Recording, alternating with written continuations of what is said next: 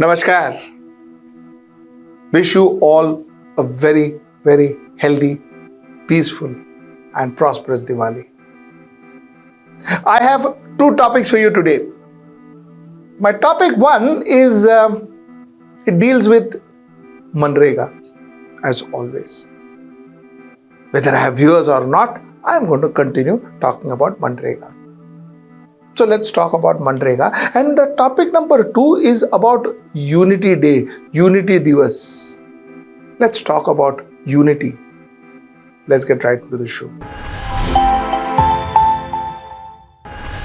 Like I say, I speak and I will continue to speak on MGNREGA, whether I get viewers or I don't get viewers. The reason I speak about MGNREGA, like I always say, is because MGNREGA involves the large common denominator of my country. MGNREGA involves the rural poor. And I think we need to talk about them. I think we as a country should be concerned about them. So therefore, I will continue to talk. Like I said, if I have viewers or not, wouldn't matter. Today, I have come in front of you with some figures. And I want you to view those figures and then decide whether the government policies are right or otherwise. You see, MGNREGA, the changes in the number of persons working under MGNREGA between financial year 21 and financial year 22 and financial year 22 and financial year 23 are as follows. 21-22 minus 12.1% people, that means the number of people came down, the number of MGNREGA workers came down by minus 12.1. It was improved in Uttar Pradesh, and in the year 22-23 the number of people went up to minus 2.9, which means more people were given jobs under MGNREGA. Bihar was a different story. 6.7% people were given, more people were given MGNREGA jobs in 21-22, and when it came to 22-23, that 6.1% plus became 6.8% minus. 6.8% were lesser. No, but when it comes to West Bengal, this is what is scaring me, is 2021-22, 81.8% people were without MGNREGA wages, without MGNREGA jobs, and 22-23, 99.5% people were without MGNREGA wages, MGNREGA jobs. What are you doing to that state? Are we torturing that state because the central government has a problem with the state government? The central government feels that the state government is not handling MGNREGA wages properly, not distributing MGNREGA wages properly, so stop MGNREGA wages. So finally what? If the central government and the state government doesn't agree, people will die. Is that how you are going to look at it? That's our state. Those are our people. It is our responsibility to ensure we feed our people. The political difference between Mr. Narendra Modi and Ms. Mamata Banerjee could be there, could exist, could be whatever. But does that mean that you are going to stop wages of common people? Rural poor? You see, my question here is very simple. My question here is, you use ED, IT at a drop of a hat. You use all those when it comes to election and to win votes. But you are saying you cannot manage if there is mismanagement in MGNREGA wages? What kind of central government are you? Why are the central forces with you? Only for political vendetta? If you know that Ms. Mamata Banerjee is not utilizing the funds properly, take action against her. Take corrective action. You are torturing people of West Bengal. 99.5% people are without MGNREGA wages and MGNREGA job. It is their right. It is Mahatma Gandhi National Rural Employment Guarantee Scheme. The guarantee is from the central government, from the government of India. That's the guarantee we give our people. You've taken away their rights. It is violation of the right to work for those people in West Bengal. The central government has to be responsible. has to be held responsible. Let me give you some more figures. You see, in 2021, this is West Bengal alone. In 2021, wages spending was just 27%, which is 3,72,226 crores. That was the wages spending, 27%. In 2022, the wages spending was 100%. 100% the wages spending. And in 2023, the wages spending was 98%. 98%, and the bill raised was just 1,047,000 crores, and that was pending, out of which 1,026 is still pending. Which means you are starving that state. You are starving that state of their money. You are starving the rural poor of their money. Imagine if you don't get your salaries for a year, what happens to you? Now imagine what happens to a rural poor. Now imagine what happens to a rural poor. Now, see, all of this happens if there is no money with the government, or the government is doing it because of some real problem. One can understand. You see, this same government for votes, is spending close to 96,000 crores. This is a report from India Today. 96,000 crores, 2.2% of the GDP in Maharashtra as freebies. 96,000 crores as freebies. Here, 100% wages not paid. 53,700 crores, 1.9% spent in Karnataka. 35,200 crores, 2.2% spent in Telangana. 30,700 crores, 1.8% spent in Rajasthan, so on and so forth. This is how they are spending for freebies. Udhar paisa hai.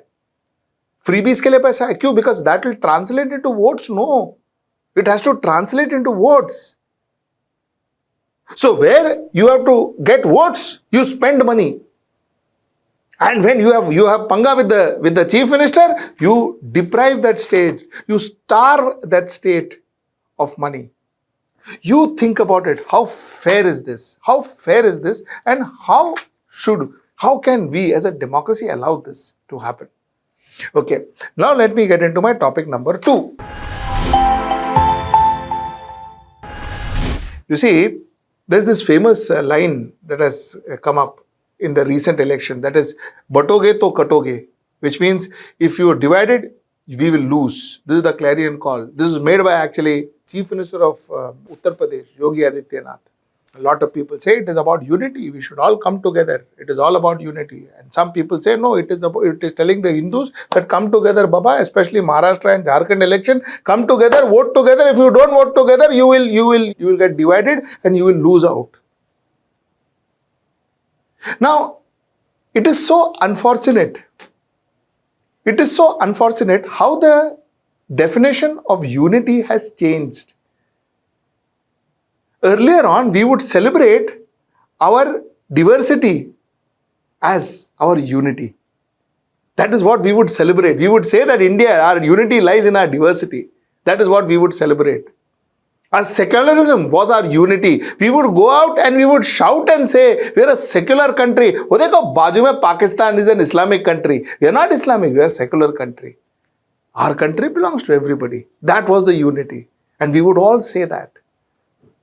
How the definition of unity all of a sudden have changed. Now they say that, katoge to bato kya? Batoge to katoge. Batoge means what? Batoge means what? Batoge as a religion? As Hindus? Batoge as caste? Okay, another point I wanted to make before I end my editorial is, you see, just imagine, you want to throw a party. You want to throw a party to your neighbors. Your neighbors are Punjabis, your neighbors are Gujaratis, your neighbors are South Indians, North Indians, vegetarians, non-vegetarian. You say that no, we will practice unity. We will practice unity, so I am a South Indian, so I will only serve idli and dosa in my entire party. Nothing else. Unity. I will invite everybody, but I will serve unity. Dosa and idli. Or would you rather have a little of everything? A little bit of Punjab, a little bit of South India, a little bit of North India, a little bit of West India, and that is your platter, and that is what you serve your guest. Which one would be better? Which one sounds more united according to you? A platter representing every state, or the platter that you want? Your platter, whatever you decide. What is unity according to you? I'm asking this question because, you see, today when the Prime Minister spoke about unity, he spoke about one nation, one election, helps whom? Helps the Bharatiya Janata Party. He spoke about uniform civil code, helps whom? That is the Bharatiya Janata Party's agenda. He spoke about everything that he spoke about was, is this unity? Having one day, one vote, one election, one vote, how does it help a common man? Where does it bring unity? Just because I vote on the same day, so I'm united? If I vote in a separate day, I'm not. In some elections, people had to vote for 9 faces. You cannot get one day, one vote. You cannot manage it. What according to you is unity? So the people who seem to be propagating unity, are they the actual people who are today causing a divide? That is a question that I would leave for you to answer. I wish every Indian has a prosperous Diwali. I genuinely wish every Indian has a prosperous Diwali. And the reason I talk about MGNREGA is because I wish even the rural poor at least has enough to eat for this Diwali. The reason I talk about MGNREGA is because we need to be concerned. The reason I talk about MGNREGA is because the urban middle class rich of India should be concerned about the fact that the rural poor hasn't been paid for a year. We should be concerned. Because end of the day, nationalism, patriotism is about ensuring that our people are safe. Our people get 2 square meal. Because end of the day, if we can't take care of our people, where are we going to take care of our country? Till I see you next time. That's tomorrow. Day after tomorrow at 10. Namaskar. Stay ahead with our cutting-edge news app. Instantly access the latest shorts in just 1 minute and breaking news in just 50 words. Download now for a smarter, faster news experience.